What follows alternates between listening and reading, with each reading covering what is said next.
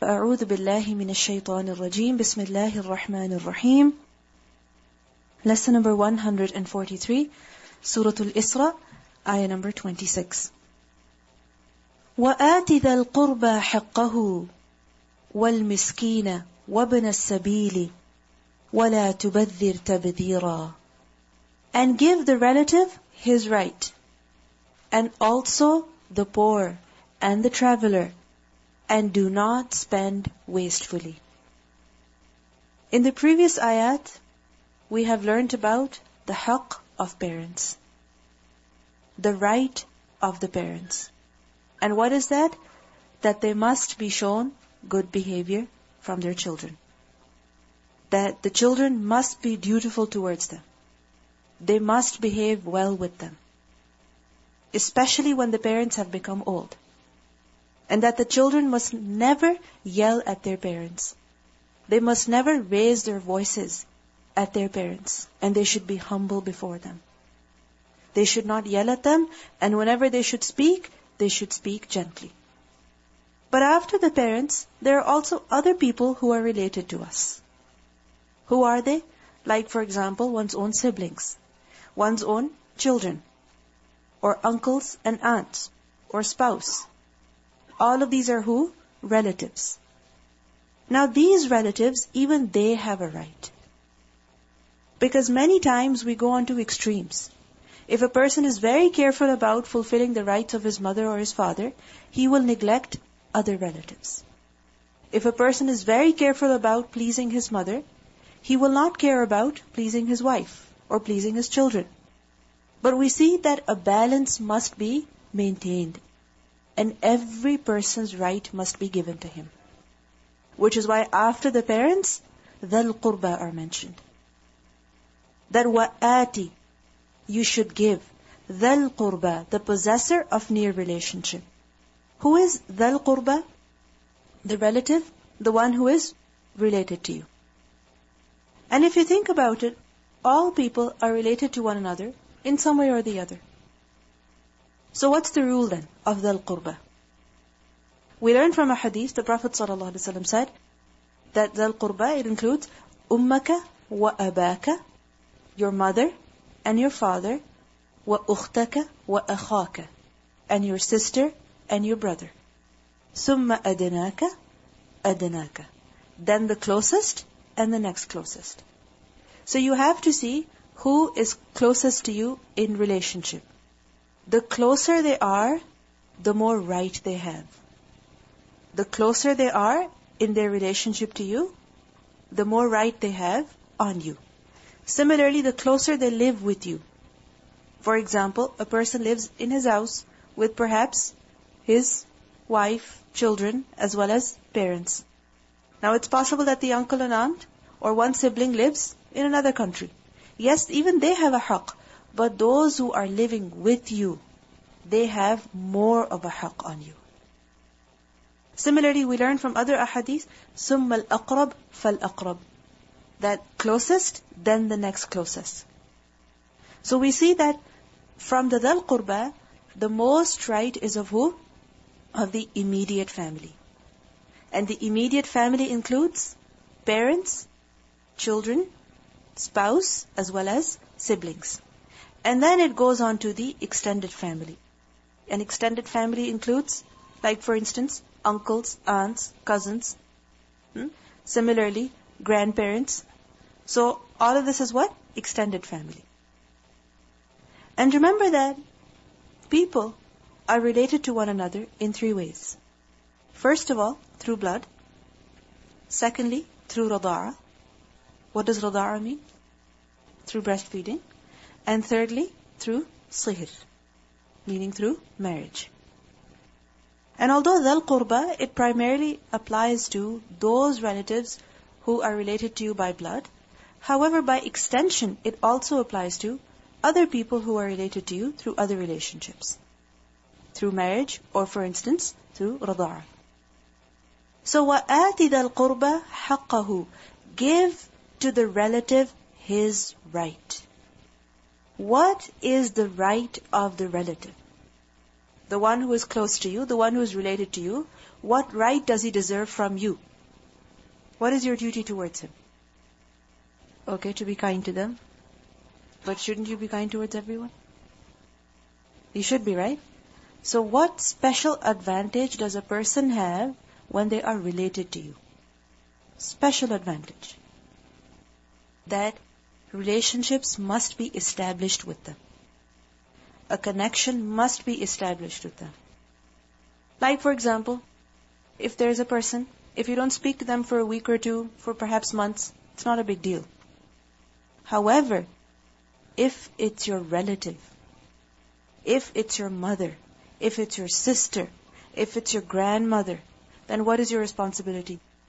That you must speak to them every now and then. Similarly, if it's an ordinary person, if you don't give them a gift for a while, it's not a big deal.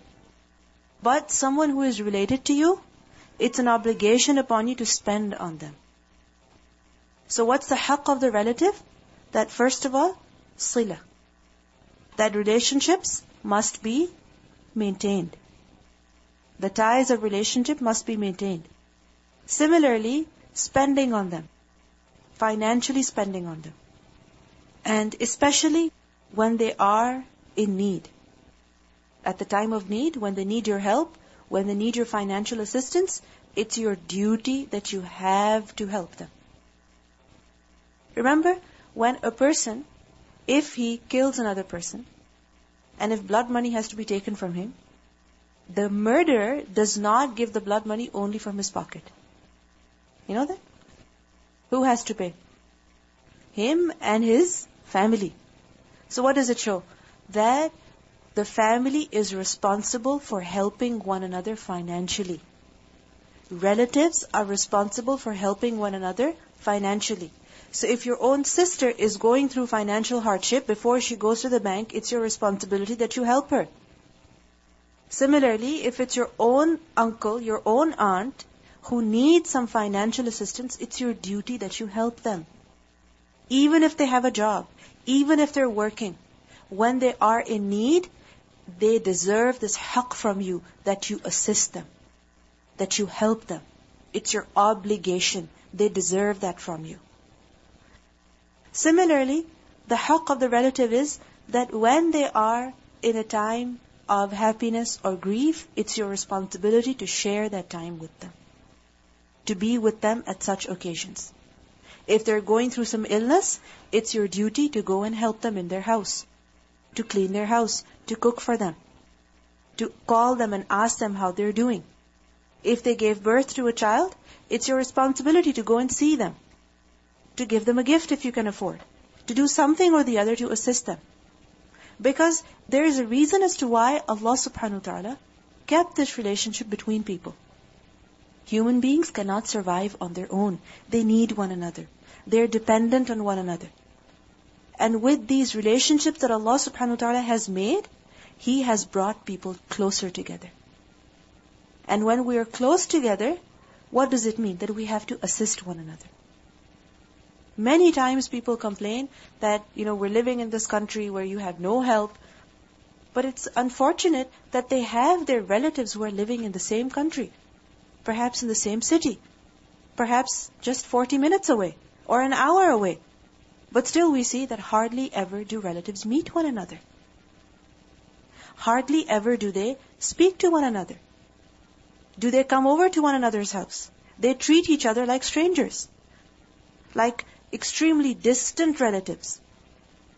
But the fact is that when Allah has joined you together with a relationship to the extent that your features even look alike, then it's your responsibility that you stay connected with one another. وَآتِ ذَا الْقُرْبَى حَقَّهُ. And notice it hasn't been said, take your haqq from the dhal qurba. What has been said? Give their haqq to him. Because many times we're concerned about taking our haqq. We say, they never give it to us, why should we give it to them? They never call us, why should we call them? They never come over, why should we go over? Your responsibility is to give his haqq to him. Who else? وَالْمِسْكِينَ, and the needy. Also give the needy person his haqq. Who is the needy? The needy person Miskeen, Seen Kaf Noon, is someone whose needs are not fulfilled. And because of that, he has become immobile. Because sakana is to become still, to become stationary. So because he is suffering from some financial problem, he is unable to move about, he is unable to travel, he is unable to go here and there. So miskeen is someone who is needy. And the Prophet ﷺ, he described the miskeen as that the miskeen is not the one who goes around among the people begging, maybe receiving a morsel or two. He goes to one person, he gives him $1, another person, he gives him a penny. No. And a date or two. Rather, the miskeen is the one who does not have enough wealth to suffice him. However, he does not let others know about it in order to be given charity, and he does not even stand and beg people. So who is miskeen? That first of all, his needs are not fulfilled. Secondly, he does not let other people know about his need. And thirdly, he does not beg. He does not beg. So what does it mean? That the miskeen person has to be found, has to be discovered by you. Which is why it is your responsibility to give his haqq to him. You go and see, who can I help? Who could need my assistance? It's possible that someone needs help, and they're not asking for help, but it's my duty to go and help them. And we think that miskeen is technically someone who is going through some financial problem. But otherwise as well, we see people around us, they need assistance. Like for example, you perhaps see someone carrying heavy bags down the stairs. Now what is your duty? When you see them, should you expect them to ask you for help? Should you? No. It's your duty to help them anyway. To take one bag for them. If they're elderly, take both from her. Because she will not ask. She will not ask. He will not ask. It's your duty that when you see her in difficulty, you have to help her. Even if she does not ask. Many times we say, they never asked for help. Right? Isn't that what we say? They never asked for help. This is why we're just sitting over here. We shouldn't be like that. We should be sensitive to the needs of other people. We should find them and help them. And what is the haqq of the miskeen? That the miskeen, especially when he's going through some financial difficulty, his haqq is, his right is that he should be helped financially. And especially it refers to zakat. That zakat must be given to him. Like we have learned earlier in Surah At-Tawbah, that zakat is also for who? The miskeen, the fuqara, as well as the masakeen. And miskeen should be helped whether he is a relative or not. Because sometimes people think our obligation is only to help those who are related to us, or those who are from the same country as ours, or those who are back home. But the fact is that any person who is miskeen deserves your help. So whether they're your relatives or not, whether they're from your country or not, it's your responsibility to help them. وَابْنَ السَّبِيلِ, and the traveler, meaning give the haqq of the traveler as well. What is the haqq of the traveler? That he should be welcomed. That he should be taken in as a guest. This is the haqq of the traveler. And yes, the traveler deserves more right when he is in need, when he is stranded and when he needs some financial assistance or when he needs a place to stay. Yes, it is your duty to help them.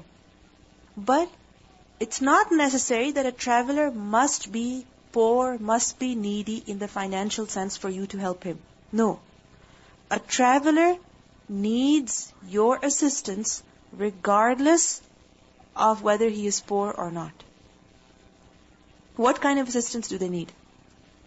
For example, it's possible that your friend is visiting the city and she and her husband are perhaps staying at a hotel. It's not that they don't have enough money. They're staying at the hotel, no problem, nothing whatsoever, but every single day they have been eating out. So what's the haqq of that traveler? That they get a homemade meal, right? This is their haqq. That they should be taken in as guests. that you should be hospitable towards them.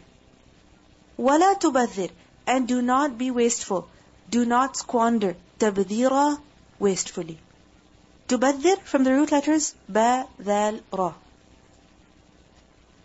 And the word badr, with the fatha on the ba, badr, badr is to sow seeds. To sow seeds. You may have seen sometimes images of farmers as they are throwing the seeds with their hands all across the fields. These days people use machinery. Back then and even today at many places, people do it by hand. So how do you do it? You take a handful of seeds and you just throw them. Okay? So this is what badr is, to sow seeds. But in order to do that, what do you have to do? You have to throw them. You have to throw them everywhere. They were all collected in a sack, right? But as you spread them across the field, they were scattered everywhere. So from this, the word tabdheer is used for squandering, for overspending, for spending everywhere. And in particular, this word differs from israf. Israf is also what? To overspend, to be extravagant. Tabdheer is also to be extravagant. But there's a slight difference. And that is that tabdheer is to spend without thinking. To spend wherever a person wants to, whether there is a need or not. It's like a person who is throwing his money around everywhere. You know, sometimes people have a lot of change, and you see that sitting in the car sometimes. Sometimes it has fallen out of the car. Sometimes it's lying in one place of the house, sometimes at another place in the house. This is what? You've broken up your money, and you have scattered it everywhere. This is tabdheer. You understand? But it's possible that a person is using that money. Right? It's possible that a person is using that change when it's sitting in the car every time they go get a tea or a coffee. That's what they use, that's what they spend. But the fact is that when you don't keep a check on where your change is going, then what happens? You wonder where all of your money goes. Isn't it so? You wonder where all of your money goes. Because sometimes people, they don't bother to use their change. They just come and put it away, or they dump it, or they don't use it properly at all. And as a result, what happens? Their money keeps breaking down, and they end up using up too much of it. And it is also said that tabdheer is to spend where one must not spend. So how does it differ from israf? That tabdheer is to spend where a person must not spend. It is to spend in ways of sin. And israf could be spending on completely lawful things. Right? But israf is to overspend. But tabdheer is what? To spend in incorrect ways. To spend where a person must not spend. To buy what a person must not buy. Israf is what? Halal, permissible, but beyond need. Extra, excessive. Tabdheer is to spend in sin. And this is why it is said that tabdheer is worse than israf. So it is said that tabdheer, as a definition, it is infaqul mal fi ghayri haqq. To spend wealth in incorrect ways. In ways that are, in places that are incorrect, that are not appropriate. Which is why it has been said, Mujahid said, that if a person spends his entire wealth, all of his wealth, in a way that is correct, it is not tabdheer. But if he spends even a little bit in ghayr haqq, then that is tabdheer. Like for example, Abu Bakr radhiyallahu anhu, when he went and gave all of his wealth in charity, could you call that tabdheer? No, that wasn't tabdheer. Why? Because when he gave it, it was all in a good way, for a good cause. But if a person spends even $1, a penny, a handful, on something that is unlawful, then that is what? Tabdheer. So Allah subhanahu wa ta'ala says that give the haqq of all of these people, but do not do tabdheer. Spending on your parents, spending on your relatives, spending on the poor, on the travelers, This is a right that is due to them. However, when you spend on them, make sure you follow certain rules. And what are they? Do not spend on anything that is unlawful. Or do not go on squandering. Do not go on overspending. For example, from the closest relatives of a person is one's own children. And sometimes children make demands, such as, I want to buy this, I want to buy that, buy me that movie, buy me these clothes, take me over here, get me this movie ticket or get me that. Children have certain demands and they keep making those demands. And many times, out of love for children, what do parents do? They will spend without even thinking. Right? So what does Allah subhanahu wa ta'ala say? That yes, it is their haqq. However, do not spend in sinful ways. Do not buy for your child what is wrong, what is not permissible. Similarly, sometimes relatives, other relatives, they want some financial help. They want financial assistance. But you know that when you give them this money, they're going to end up using it in incorrect ways. For example, it's possible that they will take this money and they will go buy drugs. Or they will go buy something that is haram. Or they will go buy a huge television and all that they will watch on it is going to be things that are unlawful. So in this case, you are not going to give them money. Similarly, sometimes poor people. Sometimes people come begging for money. If you give them money, you know that they're going to go buy drugs. You know that they're going to go drink alcohol. So in that case, what does Allah subhanahu wa ta'ala say? وَلَا تُبَذِّرْ تَبْذِيرًا. Do not waste your wealth by spending it on haram. By giving it to someone who will spend it on haram.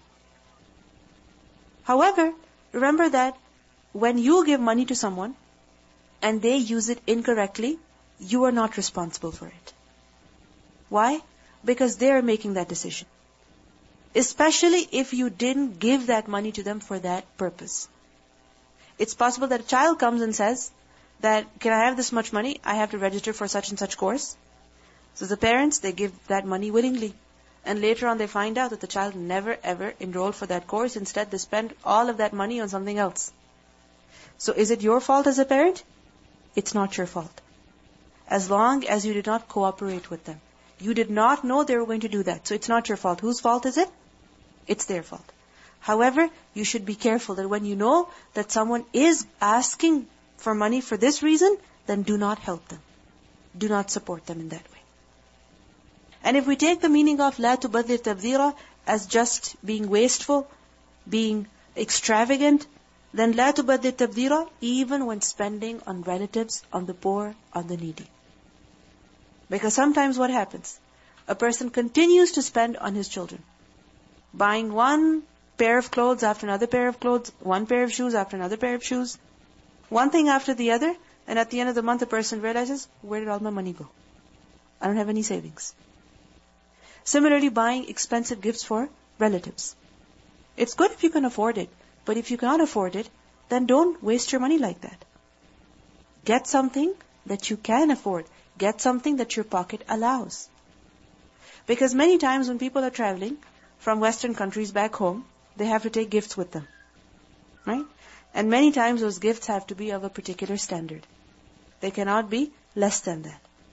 Why? Because we're coming from here. How can I not give them something that is branded? But the fact is that if you cannot afford, then why give that? Why put yourself in hardship? Why waste your money?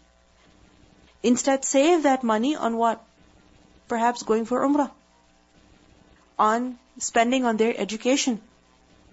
The same money with which you will buy them a nice cologne, a very expensive jacket or something like that, the same money you could give them to spend on their child's education, to get some books. Right? So you could make wise choices with your money as well.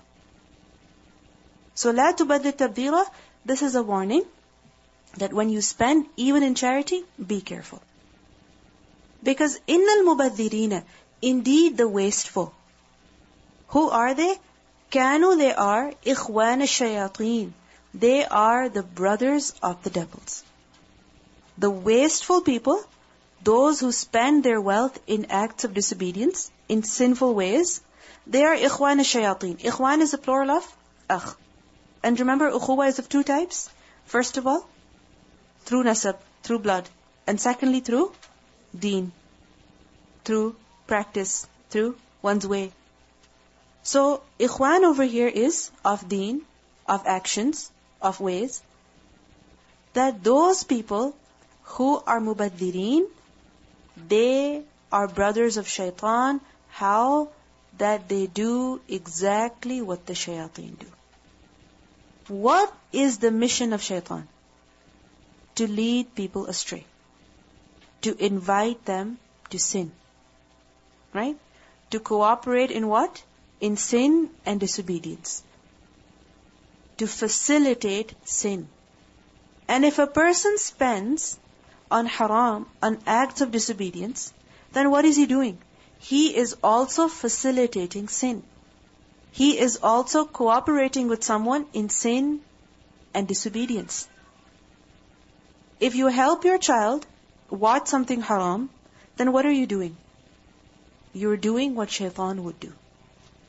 Shaitan is giving him waswasa, watch this. You are giving him money, go watch this.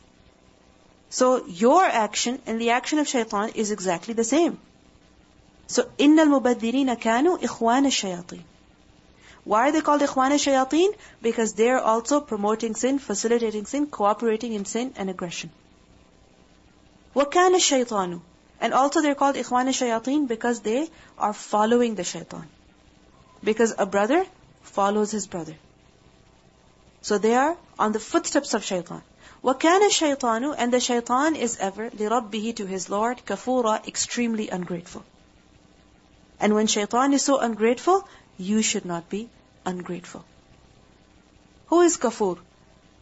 One who is extremely ungrateful for the blessings that have been given to him. One who is extremely rejective of the blessings of Allah upon him. How is shaitan extremely ungrateful? That Allah created him, Allah gave him intellect, but look at what he's doing. His mission is to lead other people astray. This is such an ungrateful behavior. That the one who has given you everything, you are turning people away from him. Think about it. Someone who gives you so much, your mission is to turn people away from him. How ungrateful. Shaitan is so ungrateful. Why is this mentioned over here? That you should not be ungrateful like the shaitan. When Allah has given you so many blessings, use them properly.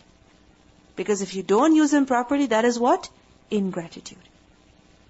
If you waste your wealth, if you spend it on haram, that is ingratitude. So what do we learn from this ayah? That part of ingratitude is what? Wasting one's wealth. And when a person wastes his wealth, he is a brother of shaitan, he is in the footsteps of shaitan. Why is it like that? That the spendthrift is called the brother of shaitan, or how does he come on the way of shaitan? The reason behind that is because the person who wastes his wealth is heedless of the dhikr of Allah subhanahu wa ta'ala. Because if he remembers Allah, he will be careful about every single penny of his. Not that he becomes stingy, but that he becomes careful. Where is my money going? Where? Many times we wonder, I don't have enough money to give in sadaqah. Why? Perhaps we are spending too much money on our coffee and our tea. Every time we're driving, we would like to have a cup of coffee, we would like to get a donut or a cookie or something like that. And then we wonder, why don't I have enough to give in sadaqah? When I have to give in sadaqah, why do I think many times before making that decision? So a person who does not remember Allah much, what happens to him? He begins to follow shaitan. And as a result of that, he begins to waste his wealth. We learn in Surah Al-Zukhruf, ayah 36, وَمَنْ يَعْشُ عَنْ ذِكْرِ الرَّحْمَنِ نُقَيِّضْ لَهُ شَيْطَانًا فَهُوَ لَهُ قَرِينٌ. And whoever is blinded from the remembrance of the Most Merciful, we appoint for him a devil. We appoint for him a shaitan. And that shaitan becomes to him a companion. Shaitan becomes a companion to that person. So whatever shaitan does, that person will do. Whatever shaitan will tell him, he will do it. And of the things that shaitan tells him is what? Waste your money. Get a coffee. Get a donut. Of course you can afford it. Why not? Even if you're not hungry, don't be so stingy. This is what happens, right? But a person who is remembering Allah, shaitan cannot trap him. Shaitan cannot make him squander.